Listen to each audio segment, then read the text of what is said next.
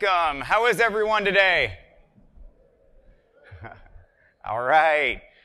Well, hey, I'm actually originally from Michigan. I'm happy to be back here. Haven't been in a few years, but hello, Grand Rapids. All right. So today we're going to be talking about red team social engineering, with the focus being on what can be done over the telephone and tactics that you can use to increase your social engineering skills. But before I jump in, I like to start with a little story. So social engineering and penetration testing, they're just the greatest job. If you can be bored doing penetration testing, there is something wrong with you. So we get asked to do this test against a multinational law firm, and I had called up, and my only goal is to get them to run a tiny piece of malware. My only goal. So I call up and I say, hey, I'm a partner with this law firm. I keep trying to run this application, and it won't work. Now, this is in fall of 2014, I remember, because this was just after the MS 1468 vulnerability was released. Anyone remember that one? Oh, it was a brutal one, the Kerberos vulnerability. And so it gives you an easy way to get domain admin. Well, we have this guy in our group. He always gets domain admin. His name is actually James, but we just called him the sniper because he could beat anybody to it. And so I get on the phone and I tell the help desk that I can't run this program because I knew they had application whitelisting based on our recon. And lo and behold, he says, just use my credentials. And he gives me his password, which is even worse because it was password 1. But in his defense, he made the A an @ symbol. Much more secure. So he gives us this, and guess what? He was a domain admin. And so that's how you get domain admin over the phone. I don't imagine it would work like that every single time. But I truly love this job. It really is great. And I think you'll tell I have a passion for it as we go on. So quick privacy notice. I am sharing actual audio from a social engineering call. I've edited the audio in his voice so that it is harder to distinguish who it is, but I really don't want this to end up on YouTube. So do me a favor, if you see that logo on the bottom of a slide, don't do any audio or visual recording. Pictures are fine at any time. In fact, please give me love on Twitter, but please don't record any audio when we get there. A little bit more business as we're jumping in. I see a lot of people make the mistake of blaming the person who fell for it. The reality is in 99% of social engineering attacks, it is not the fault of the person who was tricked into doing things. It's more the fault of management for not providing enough training around this and enough awareness to make sure that this person knows that these attacks might happen. And even then, what are we doing? We're exploiting basic human weaknesses or vulnerabilities that exist within everybody, and so it can be very difficult to detect these types of attacks. Now, if you want to hear the blue team, come check out my talk tomorrow at 3 o'clock in the other track 2. So I've ripped out all the blue team elements of this today because that's what I'm covering tomorrow. But if you are interested in the defensive side, please come check that out. Real quickly, for those of you who don't know, I am Joshua Crumbaugh. I am the chief hacker and CEO of a company called PeopleSec. We focus on the human side of cybersecurity. Enough about me. Let's jump in. So, our pretext for this particular call that you're about to listen to, I had identified by looking at this company's MX records that they were using an obscure, and for those of you who don't know, MX records are just the email records that tell a server where to send email to. So I looked that up, and we find out they're using a very obscure ISP, or Internet Service Provider, to handle their email. We start researching this provider, and we find forums devoted to complaining about how horrible this email service is. So I think, wow, this might be a good pretext that we could use against this company. And so I call up and I say, hey, listen, I am with Quality Assurance, a new department. We've been losing a lot of business lately because we've had issues with our email. And they hired me to proactively find these problems and deal with them. And so I tell him that we have set up a new server, we've migrated everything, and all I need him to do is update a few settings, and I'll just give you an executable to do that, basically is where we're at. There's way too many calls to show all of it, so I wanted you to sort of get the backstory and knowing where we're at and how we got to where we're getting started at. So, couple of quick things. Set obtainable goals when you're doing social engineering, but be highly opportunistic, and you'll sort of walk through that as we go. So, for red teaming, the most important thing, or one of the most important things you can do, is build rapport. It's just like sales or any other relationship building. If you can build rapport, if you can develop this relationship, you're going to have better luck. So I like to call it creating an us against the world scenario. An example of this is if I call you and I say, hey, I wanted you to do X, Y, and Z, all of a sudden I pinned you against me. Whereas if I call up and I say, hey, my boss asked me if we could do this, and now I'm working with you to help solve the problem, we are on the same team versus putting ourselves on opposite ends of on opposite sides of the table. Does that make sense? Okay. So create this us against the world scenario and build camaraderie. Couple things you can do, and listen, you'll hear it happen. You can make mistakes on purpose. In fact, if you're trying to draw things out and waste somebody's time, which this is where you're going to see why in a bit, making mistakes can be a great way to help build rapport. Plus, humans make mistakes. If everything goes off perfect, you might actually set off a red flag. And create that sense of camaraderie. Work together to solve problems, even if you created the problem or the problem doesn't even exist. As long as they believe it does, it may as well. So here's the first little clip. That way we could test it. No, just on yours. Okay. Or at least for now. I don't. There shouldn't be any issues with the other ones. So right now I'm just trying to troubleshoot and make sure that yours is set up correctly. It's that same IP address. I just threw the file out there. But I can give it to you again if you need. But I got to give you the name of the file. That will go at the end of the IP address. Oh, okay. You got a pen that works this time, since I can find the damn pen. All right, go ahead. All right. It is Okay. / all lowercase, email _ config.exe. So that's / email _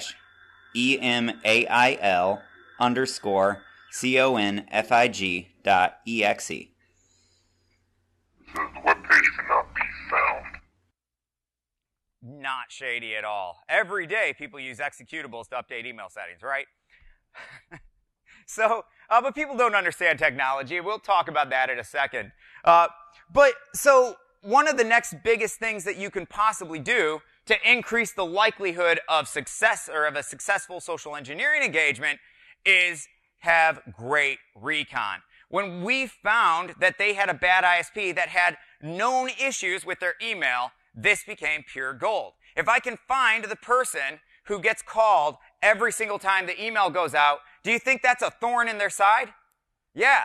And so now I can come in, offer a solution to this problem that haunts him, if you will, and in doing so, what happens is I actually blind him. So one thing I like to say is never underestimate human blindness when it comes to selfish desire or personal selfish interest. People can become blind to any security risks. You red teamers out there, I'll bet you've seen it before. You thought, man, there's no way this possibly should have happened, yet it did. And so this is a great way. If you get the right information, the right data, anyone will become blind. And that doesn't mean offer them a Ferrari. I mean, of course, we all might want one, but that's going to fall in the too good to be true sort of scenario. It has to be something realistic and generally something that solves a problem for them. And if you can find that, you've just found the magic, magic sort of formula that'll get you anything you want. So this is actually one of my favorite parts here. Yeah, you'll hear. So the web page cannot be found. Let me try it again. / email _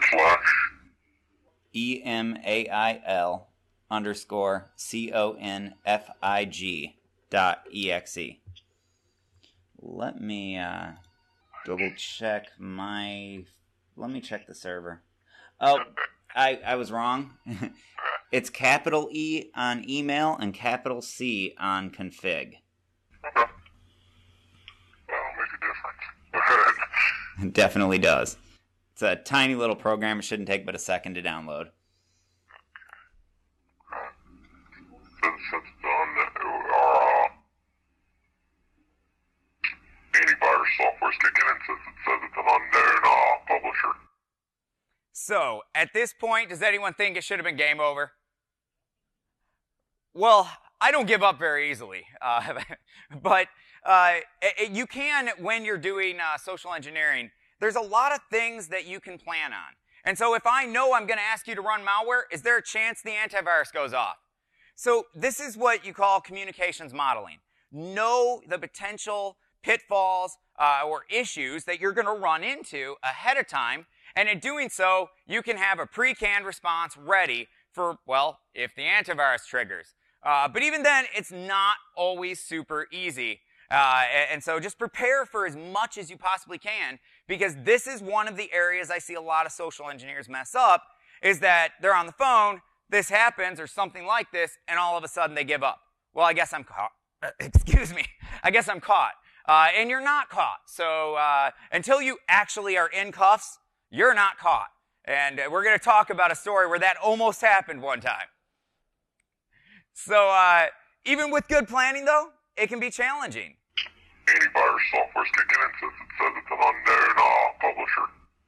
Oh, it is an unknown publisher. My boss just pulled put together the file, and the way those things work is with signed DLLs. Does it give you an option to ignore it?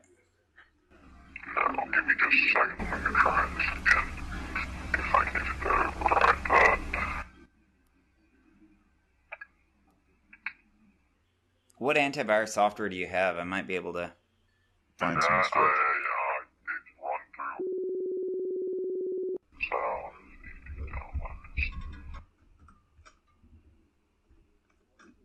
So, yeah, the only action it gives me is delete.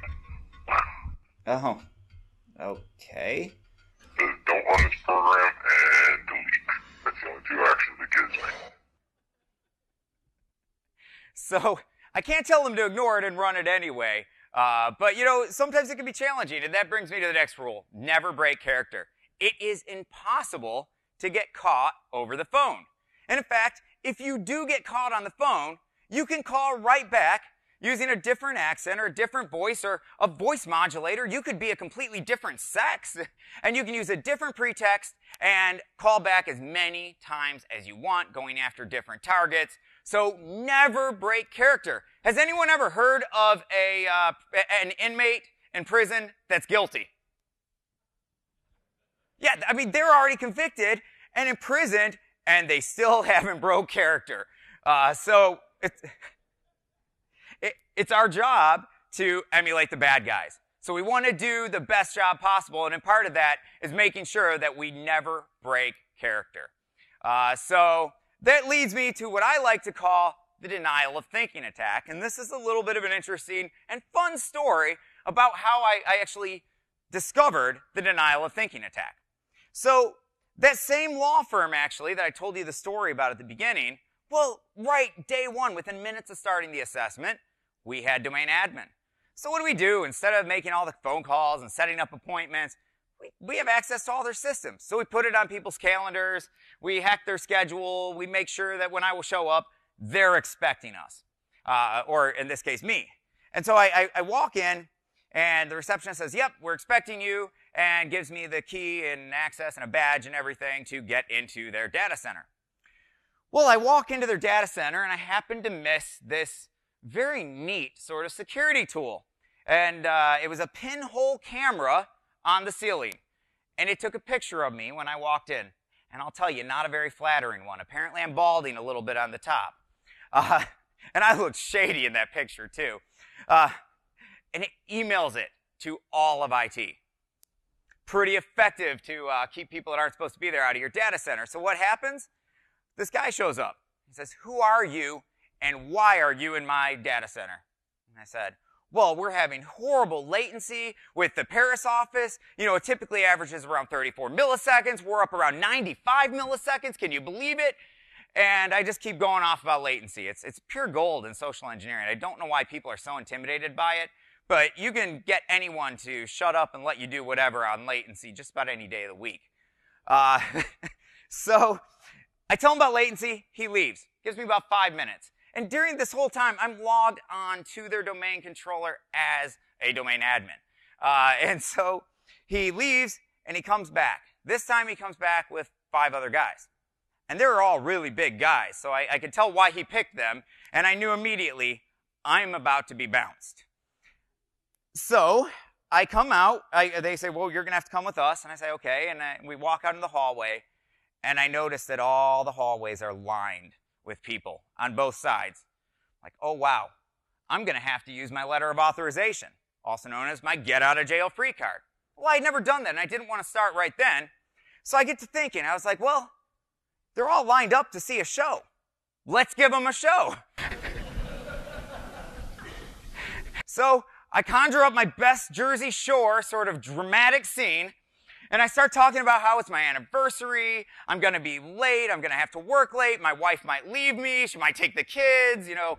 I just make this huge scene, and I mean, I'm even throwing in a few choice cuss words in there to make sure it looks legit and real. And what happens is, no sooner do I duck out, then they look at each other and they say, we just discovered a breach, and we didn't detain him. And furthermore, we didn't call the authorities. Because these were the lawyers that when major companies had a breach, they called up this law firm. They said, what do we do? And this law firm would help coordinate things like, I don't know, involving law enforcement. And so they did not even realize that they weren't following their own policy until after I was out. I like to call it denial of thinking attack.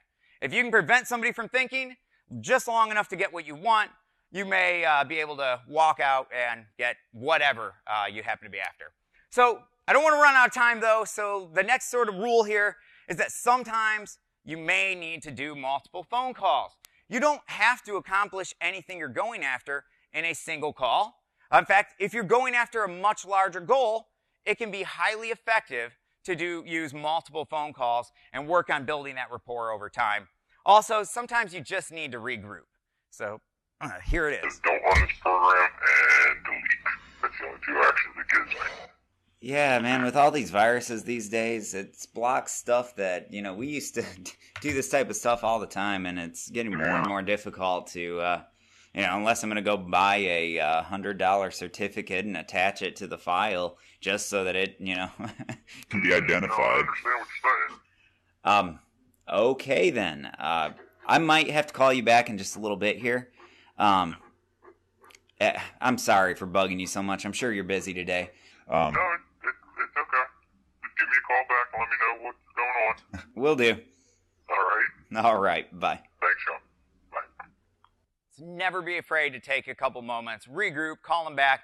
I mean, if you built rapport by this point, they should be answering your phone call anyway because you're helping them solve a problem.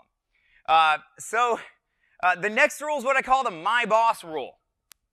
Everyone's had a bad boss, so you can blame literally almost anything on your boss, and people will not only be more likely to do the crazy stuff you're asking them to do, but on top of that, they'll feel bad for you because you have an overbearing boss. So I call it the my boss rule, and basically what it means is blame everything on somebody else. Instead of, I want you to run this PowerShell script, my boss wants you to run this PowerShell script. The difference is I am not the person asking you to do it now, which means if you get suspicious, it's not aimed at me, it's aimed at my boss. It's the buffer, if you will. So here's an example of the my boss rule in action. Thanks for holding. Hey, this is John again. I'm sorry for bugging you, but so my boss asked me if we could just run a PowerShell script instead. So my boss asked me if we could run a PowerShell script. I'm going to keep mentioning it, and you'll see as we go, you're going to hear I never directly ask him to do anything. And this is something you should use in all of your social engineering. Very rarely is there a case where you don't want to add in some sort of buffer, where you want to be the person asking them to do something. It's sort of the same as not going negative. I see a lot of people in social engineering, the first thing they do is they go negative. And the problem with going negative is that it tends to turn people off. You're not as likely to get what you want. What's that old analogy? You catch more flies with honey than with vinegar. Same is true in social engineering. So try to keep things as positive as possible and blame everything on somebody else. So here we are in the next clip. My boss asked me if we could just run a PowerShell script instead. It's just like the command prompt is just a little bit more robust and is built into Windows. And that one we shouldn't have any issues with whatsoever. Is now a good time? Might well. Okay. They time better in the present. So at this point, I have decided I don't just want to get malware on their computer. In fact, we have a back door. My team is actively, spreading throughout their network and moving around at this moment. But I don't want anything to work because I've realized I think I can take this a little bit further than just getting a back door. In fact, at this point, I'm thinking, why don't I set up an appointment to come in on Monday? The easiest way to talk your way into a building, set up an appointment first. That way, when you show up, they're expecting you, and it makes it very easy to get in and get whatever you want.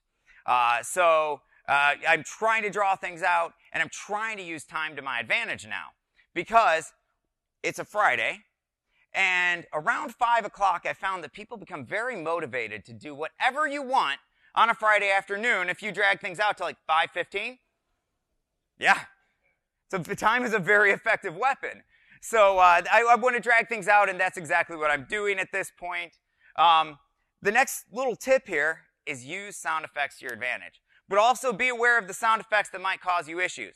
If I call and I say I'm in an office and you hear a dog barking in the background, gonna be a red flag, right? You might immediately say, oop, this guy's lying. Sound effects can just as easily help you, though, as they can harm you. And so what I've done is I've taken a quick 4-second clip here and enhanced it so you can hear all the sound effects in the background. You'll notice I might not have found the most up-to-date sound effects for office noise, though.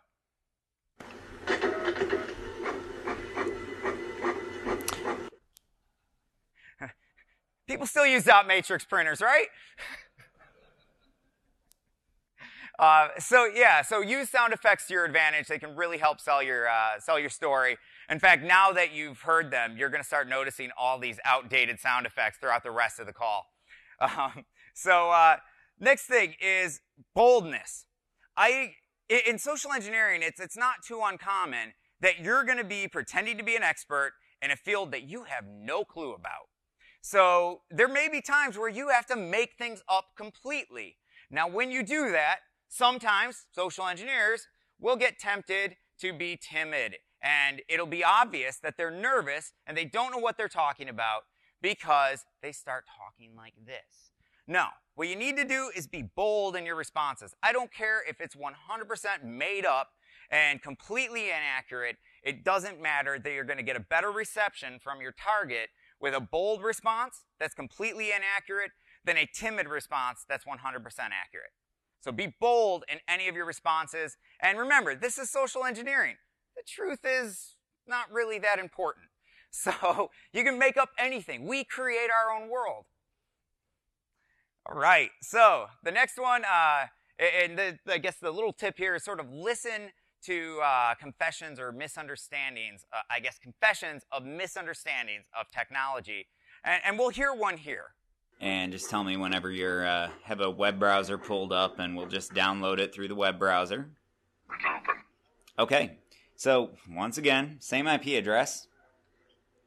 That is, I wrote it down. and then /, all lowercase, email setup.ps1. Email And that's just one word, email setup. Email setup dot PS1. PS1. Okay.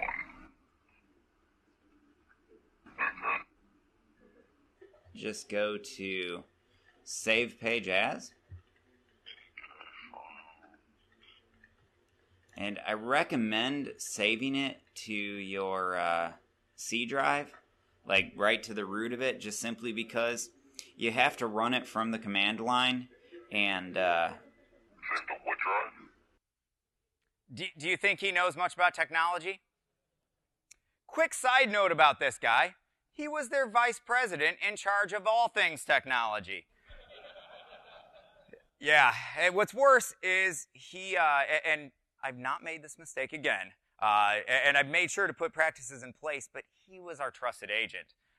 So he knew that on Friday, somebody's going to be calling up trying to get somebody to do stupid things.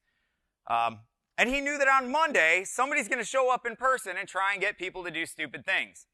The only part I don't understand is at what point did he think, well, no one else has showed up, and the only person that showed up, I let in.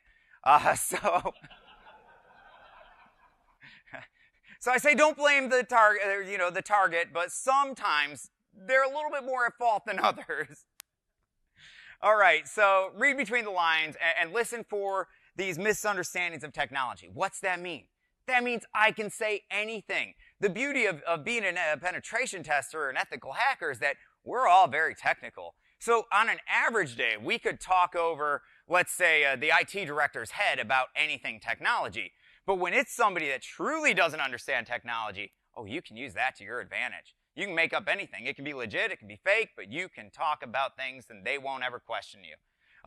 It can also be effective if in the right circumstances to talk over somebody's head for a very short period of time in order to get them to sort of yes you. So an example is I was tasked, the entire engagement was nothing more than see if you can talk your way in to this Fortune 500 data center. And they gave me 2 weeks to do this, which is long for a social engineering engagement. And during this time, I've studied them. I've been trying to figure out where the best approach is, where are my exits, if I do get caught, how do I duck out real quickly, who's the best target, and I finally figure out who I'm going to target. And there's one of these people in every company, and in this case, it was a little old lady. She was the friendly one that knew everybody. She was right next to the door, so she was often helping people find the right people when they would walk in, specifically vendors and things like that. And so I targeted her. Why? Because I knew everybody in the organization trusted her, and it was her job to get me to the right person. So what she does is she takes me and introduces me to the IT director because I tell her, hey, we're having, I think I use latency again. I use that a lot. But I tell her about the issues, and she says, I'm going to have to put you in touch with the IT director. He'll be able to get you your badge. Well, what happens is she introduces me. Because she introduced me, now it's sort of an abuse of a trust relationship. Just like hacking computers, hacking people, you can abuse trust relationships just as effectively. So he's already starting to trust me a little bit more because she introduces me. So the first thing I do before he has a chance to ask me for my credentials is I talk over his head. His gut response, because he doesn't want to see or sound or feel stupid, is to just say, here's your badge, go, data center's over there. And so he gives me the badge. And then I spend the next 4 hours sitting in the data center, unaccompanied, no one watching me, plugged directly into their network. That should not happen. So that's how you can sort of use or abuse trust relationships in order to get better results, and how you can use that talking over somebody's head very rarely for a very short period of time in order to help get what you want. But enough about that. Let's jump back in and listen to a little more audio here. Save the what drive? So in Windows, you have your C drive or your standard drive. Just because you have to run it from the command line, it's a lot easier if it's at a place that's easy to get to. Okay. Gotcha. So, but you can save it wherever. We just have to find it and navigate to it in the PowerShell. Notice I told him to save page as. What's going to happen is it's going to put HTML headers in there, which will make it not work. Again, I don't want things to work for him.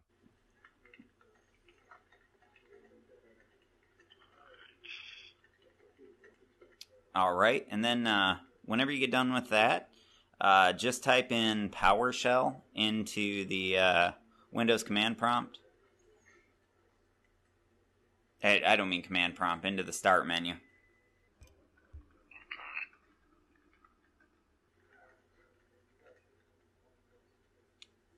and once it pulls up the shell, let me know. What should it be said? The word, what should the name of it be? Oh, just email setup.ps1. PowerShell, that's what you're thinking. No, PowerShell is a program built into every Windows machine. This is just simply a script to run from within it that will take care of the problem, or, well, just test it. There's a scanner. PowerShell. Okay, and you can save the file as just email setup.ps1 or whatever. That's what I did. Okay, cool. Okay, now it's in the prompt screen. Cool. That's the prompt. Did you save it in the... okay. Okay, so now you can just type in email setup.ps1 and it should run. All right. So another quick tip here is when you're on the phone, there's often going to be a lot of silence, a lot of sort of dead space, if you will. I've edited out most of it and sort of sped through those parts just for the sake of the presentation. But during those parts, make sure to provide constant feedback. Now, this is edited down, so it'll seem like a little bit more constant feedback than what I would recommend, but provide constant feedback to them to let them know you're there, you're working on whatever problem, and you're trying to help them get it fixed. And the next thing is be equally apologetic and thankful for their time. Other things you can do are sort of remind them of your goals as you're going on. Your goal is just your pretext, whatever that happens to be. In this case, you're going to hear me sort of going through and providing them that feedback, and then on top of that, reminding them of my goals and fixing their email problems. So here we go. Okay, said it is not recognized as the name of the big table. Well, alright, let me go into this and see if I can find this. Do you want me to do it real quickly? I mean, we have screen sharing that we could use if you want. That's right there. It did say this is an HTML document. Ah, okay. Well then, let me just do something really quickly on the server. Just give me just half a second. Almost done here. I'm sorry about this. It's taking a little bit longer than I thought. Alright, let me just verify that the file worked. Okay, cool. So instead of going directly to the script in there, why don't you go to /email.html. Okay, let me try that.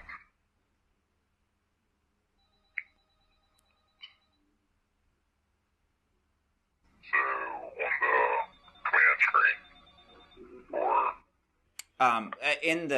in the web browser. Okay, So it's back in the web browser. I'm sorry, man. Alright.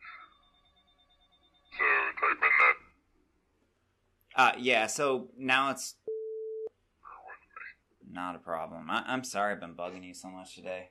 We were supposed to test all this and do it all behind the scenes and then come to you once we were ready, but things don't always go as planned.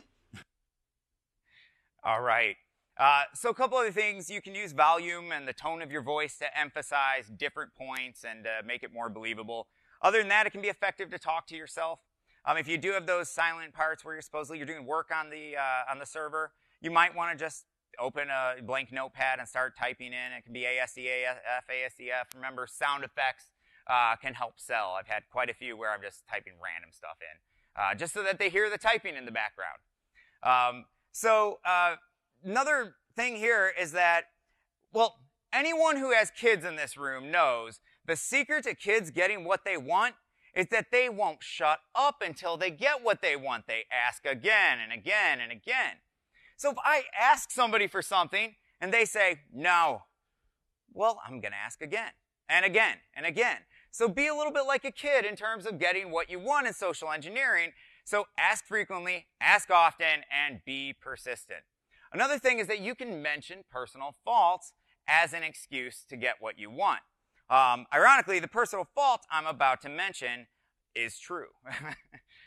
So here is the that next. Oh, well, wait, real quickly. Remember the my boss rule. It's so important. I gave it 2 slides. Blame everybody on, or everything on somebody else. It's one of the best tactics you can use. So here we are, and I'm going to propose we go to join.me. Wow. Did you call me back? Before we do that, could I see what it's doing real quickly? If I, could I get you to go to join.me and then just click start meeting and give me the number? That way I could see your screen and I could see what's going on with it, because it should run.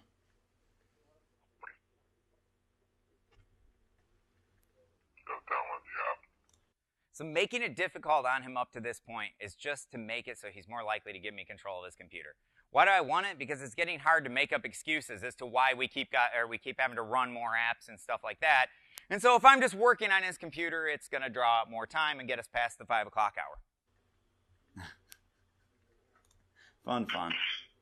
What's that? I was just saying fun, like, semi-sarcastically. But hey, it's Friday. Yeah.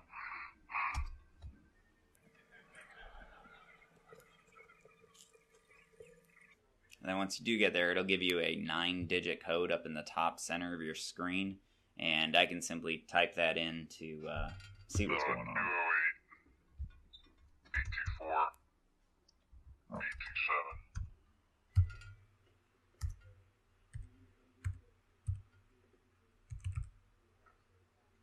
208 824 827. 208-824-827. And no, that code Okay, won't work. and let's go back to the PowerShell. Right behind the browser. Yeah, I don't actually have control of your screen unless you give it to me, so I can just see it. There you go. He didn't Okay. give me control just yet. I see it there. Object not found. Can you type in dir? Okay, so wherever it saved it to, it did not save it to there. We've got the original one that saved it as a HTML file. If I'm hating bugging you so much. Do you want me to tell you what to do, or do you just want me to do it real quickly? It doesn't matter to me either way. As long as we can get this done. Okay. It would be easier if I could just take control. I'm not always the best at giving instructions, and I'm sorry about that. Okay. All right. So at this point, I now have control of his computer. He's about to give it to me in the next little clip. And so here is the next clip where I start setting up for getting that appointment Monday, which is the reason I've drugged this out so long. You know you're doing something right when it actually starts getting a little bit boring because you've drug it on so long. But that's a sign you're doing something right, and that's when the crazy stuff happens, and you'll hear about that in just a second. Thanks for holding. Hey, how are you? I'm okay. How are you? Good. I'm sorry about everything today. Good news is I think we have a solution finally. Okay. And with any luck, it'll work, and maybe we can test out the new email system over the weekend. I really hope so. That's been my goal. So, the easiest way to do this might be to use join.me again like we did last time, but again, that's completely up to you. Or I can walk you through it. Going there now. All right. He learned how to use join.me pretty well. If nothing else, I'm actually available on Monday. I could just come by in person if we don't get this working today. Yeah, if it doesn't work, that's fine. Here's your 9-digit number. All right, what is it? 614-230-372.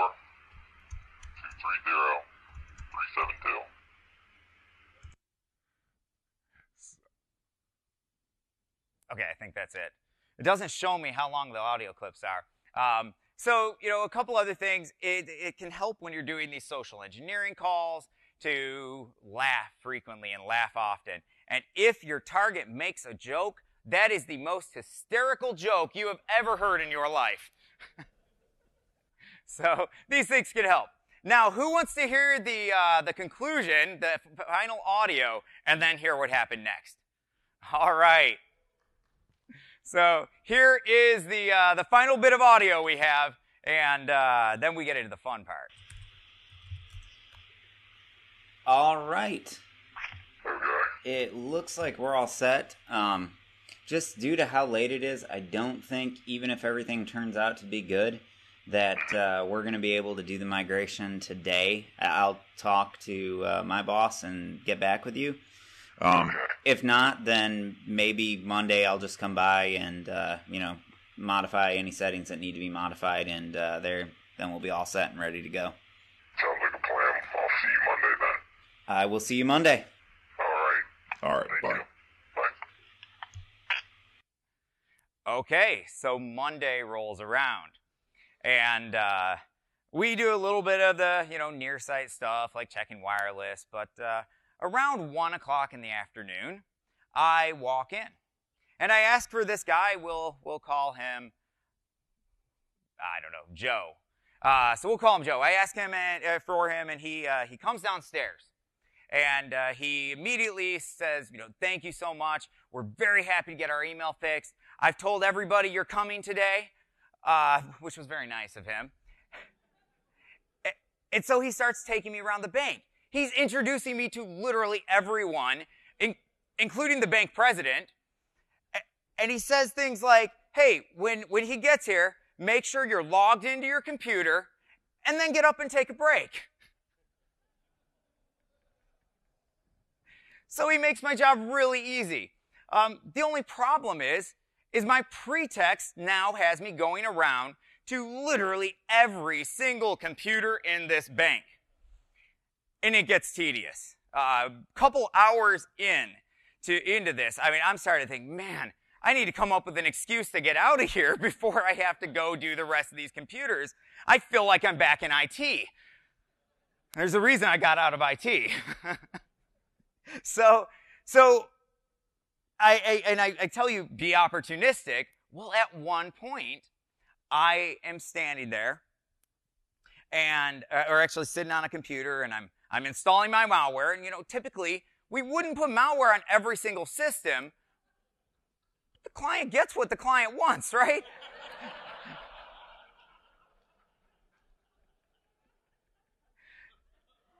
So I look across the hallway, and I notice the bank vault's open.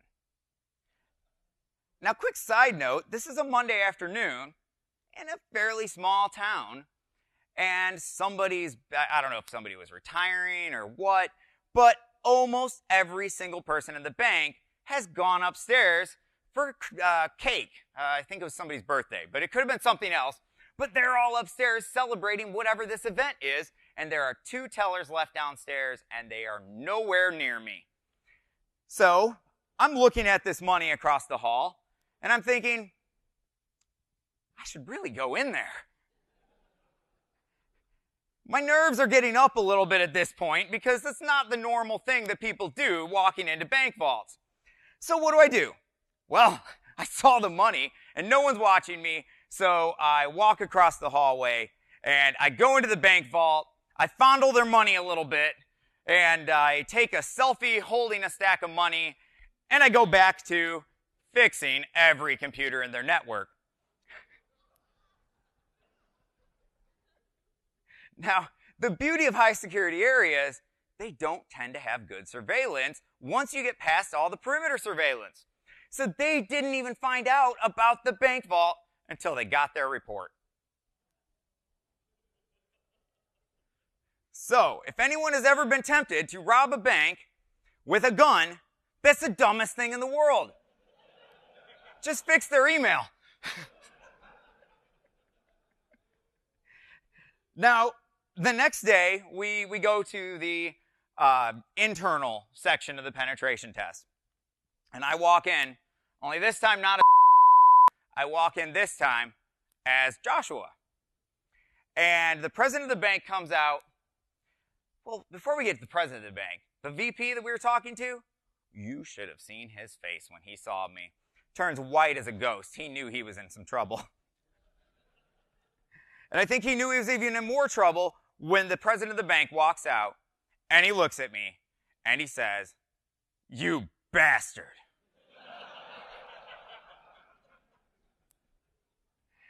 And with that, that's the end of my talk.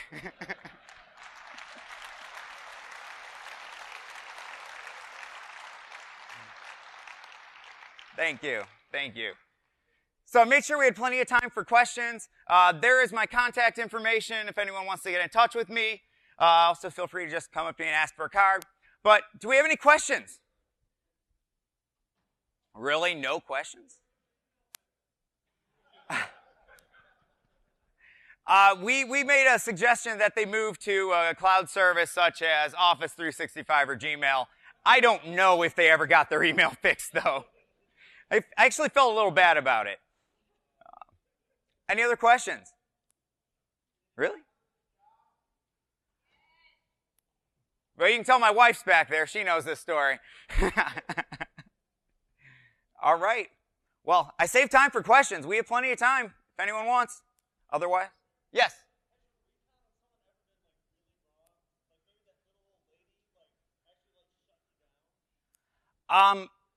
No, but I assume it'll happen one of these days.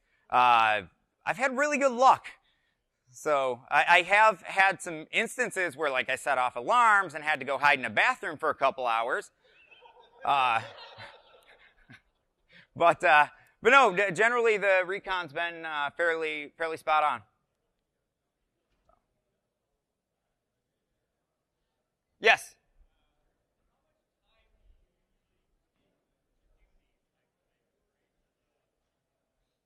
So how much time do I take? The question was, how much time do I take to do these types of things? It depends on the goal. With this one, I didn't plan on taking more than 5 to 10 minutes. I just started realizing that I could take this much further. And so at that point, I started dragging it out. But this particular series of calls was about 3 hours worth of total phone time. Yes.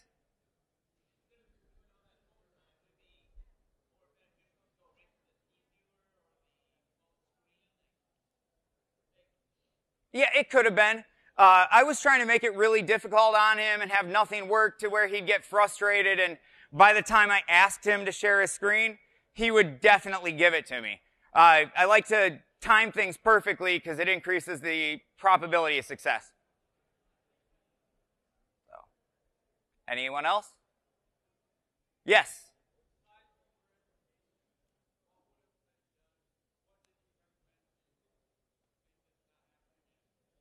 Well, testing's always a good one. When these sorts of things happen, everybody finds out about it. The word spreads quickly. And so employees will be more motivated. But tomorrow, my entire talk is about how to better thwart off these types of attacks and the methodologies that I've found to be successful in doing that. Yes? I'm sorry, I can't hear you.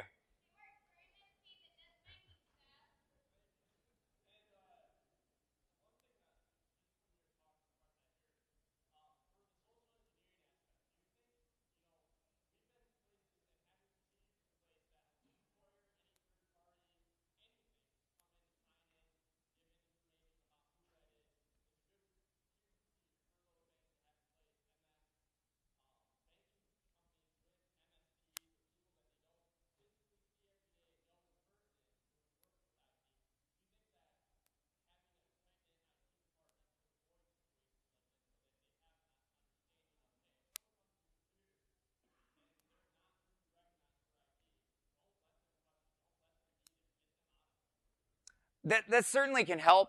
I was once got into a Nevada, or no, it might have been I think it was Louisiana actually, a data center for a major casino.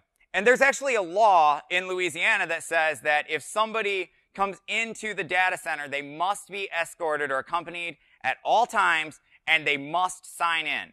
I was able, and at a fine of something like a $20,000 fine if they don't follow this practice, and yet I was able to get in there unsupervised, take selfies, and do it all without signing in. So yes, those things help, but only if the people actually follow the policy. And that's where testing comes in to catch your employees when they're not following the rules and they're not following policy. All right. Thank you so much, everybody. It was really a pleasure.